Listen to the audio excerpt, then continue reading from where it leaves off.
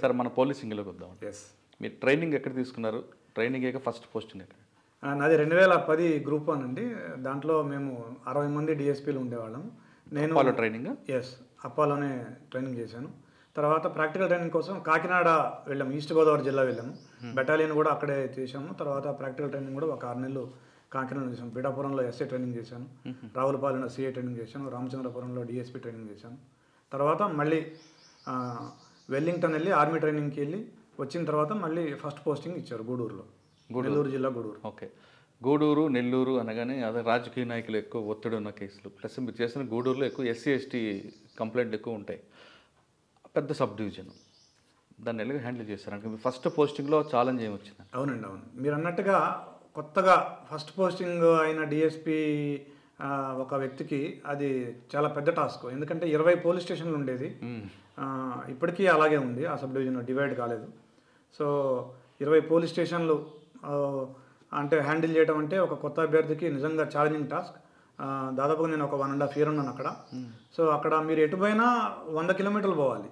అవును. ఇటు తడ పోయినా 100 కిలోమీటర్లు పోవాలి, ఇటు రాపూర్ పోయినా 100 కిలోమీటర్లు పోవాలి, వెంకటగిరి నుంచి అటు చిత్తూరు బోర్డర్ పోయినా 100 కిలోమీటర్లు పోవాలి. చాలా ఫిజికల్గా కూడా ఇబ్బందిగా ఉండేది.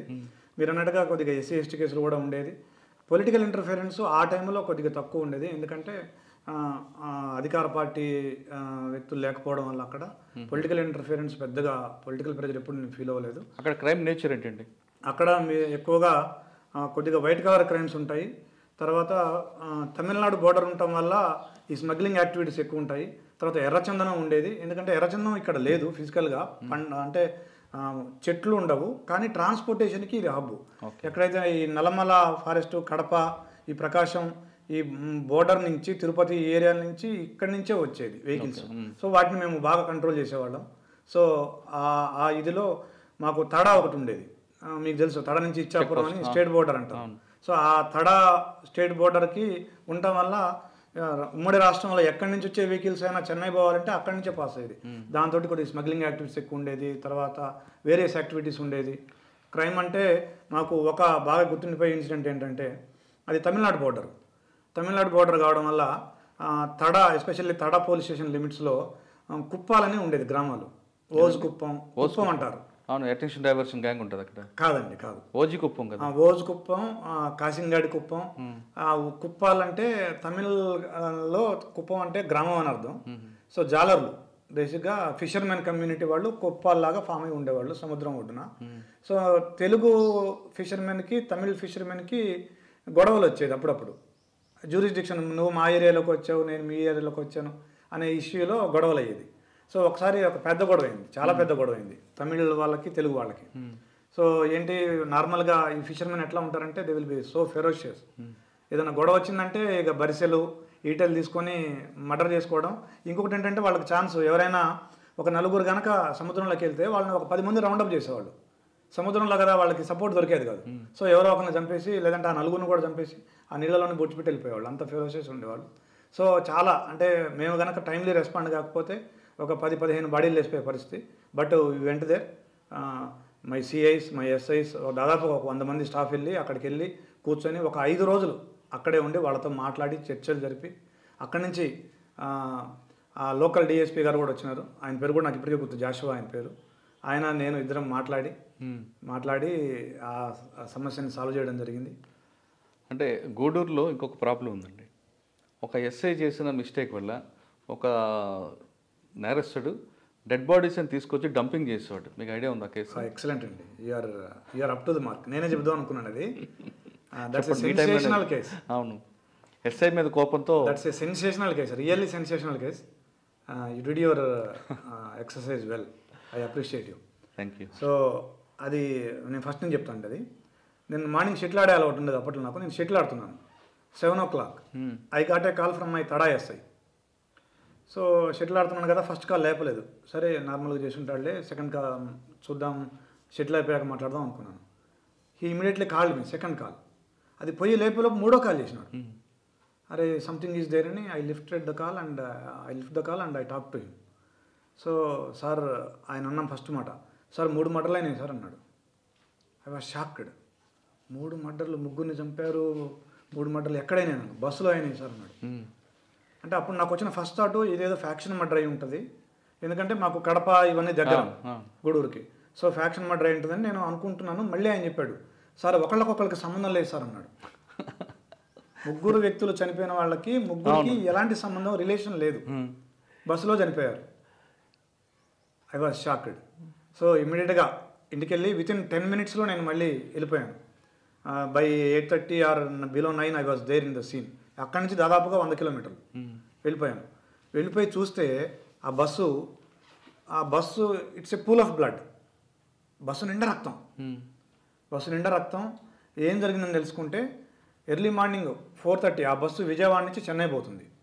విజయవాడ నుంచి చెన్నై పోయే బస్సులో ఎర్లీ మార్నింగ్ 4:30కి తడ పోలీస్ స్టేషన్ దాటగానే జస్ట్ మన స్టేట్ బోర్డర్కి కొద్దిగా ముందు ఒక మనిషి లేచి ముగ్గురిని సీట్లోంచి లేచి ముగ్గురిని టపాటపా పొడి చేసి ఆ గలాటాలో బస్సు కొద్దిగా స్లోగానే దిగేసి వెళ్ళిపోయాడు. అది జరిగింది. ఒకతనేమో ఇక్కడ పొడిచాడు ఫస్ట్ అతన్ని, రెండో అతన్ని ఇక్కడ పొడిచాడు, మూడో అతన్ని ఇక్కడ కట్ చేస్తే అతనికి వైటల్ ఆర్గాన్స్ ఏమీ డ్యామేజ్ కాలేదు, ఆ బ్లడ్ లాస్తో చనిపోయాడు. అయ్యో, ముగ్గురు చనిపోయారు. అతను ఆల్మోస్ట్ బ్రాడ్ హాస్పిటల్కి పోయారు, చనిపోయాడు మూడో వ్యక్తి. అయితే ఆ ఇన్సిడెంట్లో అసలు పెద్ద సర్ప్రైజింగ్ ఏంటంటే మూడో మనిషి మేము అప్పటివరకు ఇద్దరే చనిపోయారు అనుకున్నారు. ఫస్ట్ ఒక 20 నిమిషాల పాటు చాలామంది ఇద్దరు చనిపోయారు అనుకుంటున్నారు. ఇద్దరికి ఒకతను చనిపోయాడు, ఒకతను దాదాపు చనిపోయే స్టేజ్లో ఉన్నాడు అనుకుంటున్నారు. మూడో వ్యక్తి అలా సీట్లో కూర్చొని ఉన్నాడు. అందరు లేచినా అతను లేవట్లేదు, ఇలా ఉన్నాడు.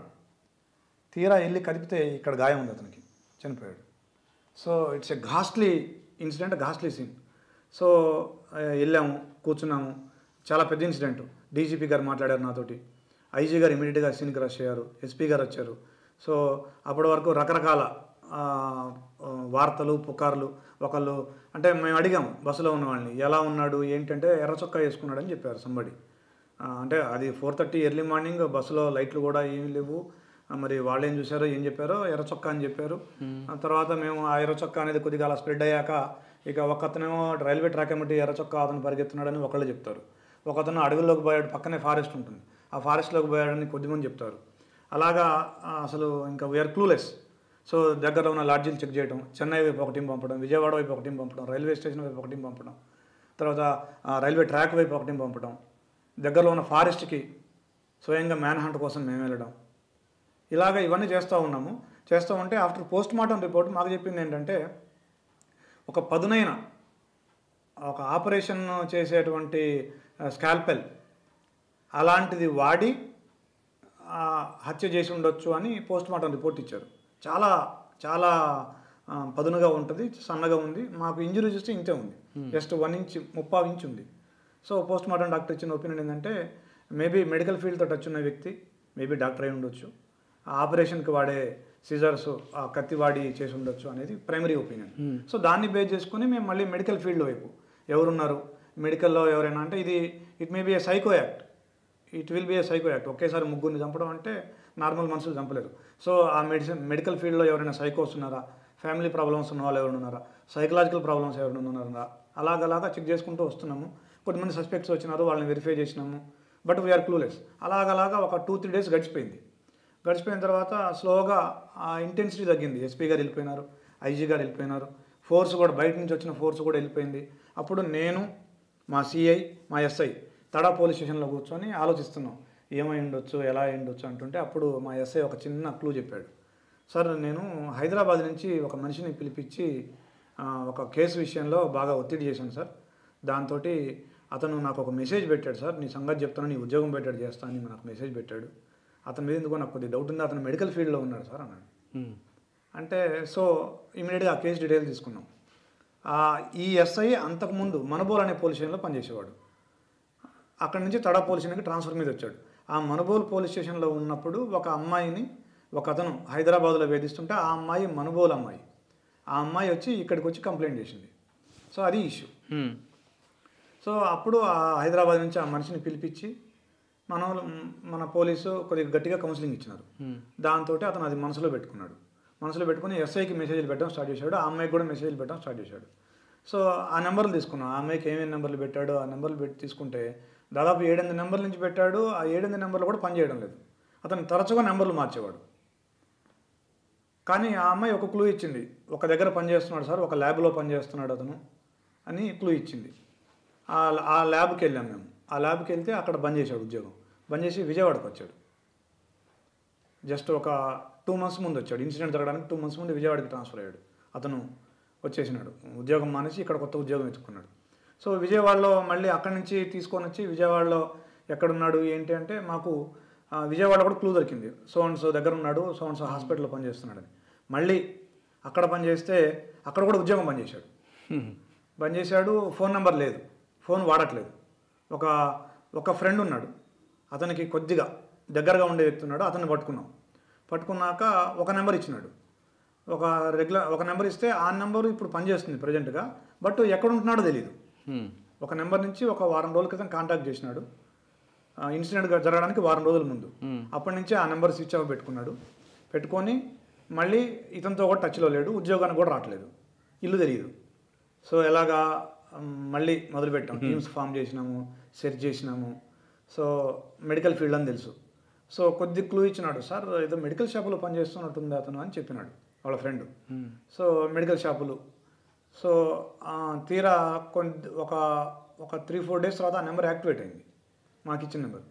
సో వీఆర్ ఏబుల్ టు, ఇంకా అప్పటికి ఇంత పిన్ పాయింట్ మాకు టెక్నాలజీ లేదు, బట్ వైల్డ్ గెస్లో తోటి ఒక 3-4 kilometer రేడియస్లో మాకు వచ్చింది అతని ఏరియా.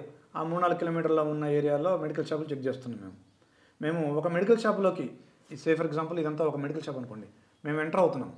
మేము ఎంటర్ అవుతూ ఉన్నప్పుడే ఒక మనిషి ఫ్రీజ్ అయిపోయాడు మమ్మల్ని చూసి. So we immediately went there and we caught him. మాకు తెలుసు, అతని ఫోటో ఉంది మా దగ్గర. సో పట్టుకున్నాము, అతని రెసిడెన్స్ని ఇల్లు ఎక్కడ పదా అని తీసుకెళ్తే అతని ఇంట్లో ఆ రోజు ఆ ఇన్సిడెంట్ అయిన తెల్లారి ఈనాడు పేపర్లో పెద్ద హెడ్డింగ్, సైకో కత్తికి 3 బలి, అలాంటి, అది ఎగ్జాక్ట్ నాకు గుర్తులేదు ఆ హెడ్డింగ్.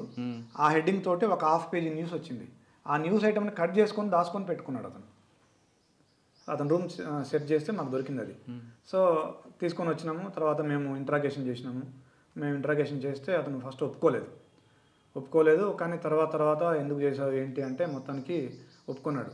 అతను చెప్పిన మోటివ్ ఏంటంటే, సార్ నేను ఫస్ట్ ఎస్ఐని చంపాలనుకున్నాను సార్, కానీ ఎస్ఐ దగ్గర గన్ ఉంటుంది కదా, మళ్ళీ నన్ను చంపేస్తారని భయపడి నేను ఎస్ఐ ఉద్యోగం పోగొట్టాలనుకున్నాను. ఎస్ఐ ఉద్యోగం పోగొట్టాలంటే ఏం చేయాలంటే, ఏదైనా సెన్సేషనల్ మర్డర్ కేసు చేస్తే ఎస్ఐ ఉద్యోగం పోద్ది, సస్పెండ్ అవుతాడో లేదంటే డిస్మిస్ అవుతాడని చెప్పేసి ఈ పని చేశానని చెప్పాడు.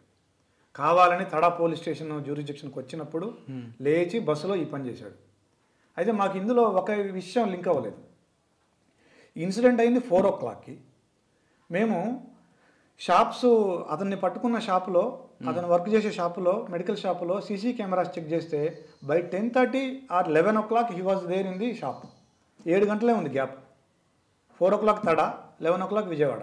అంటే వచ్చి కదండి, అంటే ఎలా వచ్చాడు అనేది అంత ఫాస్ట్ ట్రైన్ ఎగ్జాక్ట్లీ. మేము అది మేము we're unable to link it up. But తర్వాత మేము నవజీవన్ ఎక్స్ప్రెస్ అనే ఒక ఎక్స్ప్రెస్ ఉంది, 6:30కి గూడూరు, 10:30 విజయవాడ. అందులో వచ్చి ఉండొచ్చు. దానికి అది మాకు ఆ ఫ్లాష్ అయ్యి అతను అడిగాము, he confuse, he admitted it. నేను అట్లనే వచ్చాను సార్, వచ్చి వెంటనే మళ్ళీ షాప్కి వచ్చాను ప్రూఫ్ కోసం. అతను చాలా ఇంటెలిజెంట్గా మళ్ళీ ప్రూఫ్ ఎలిబి సృష్టించుకున్నాడు, షాప్లో ఉన్నాడు వచ్చి.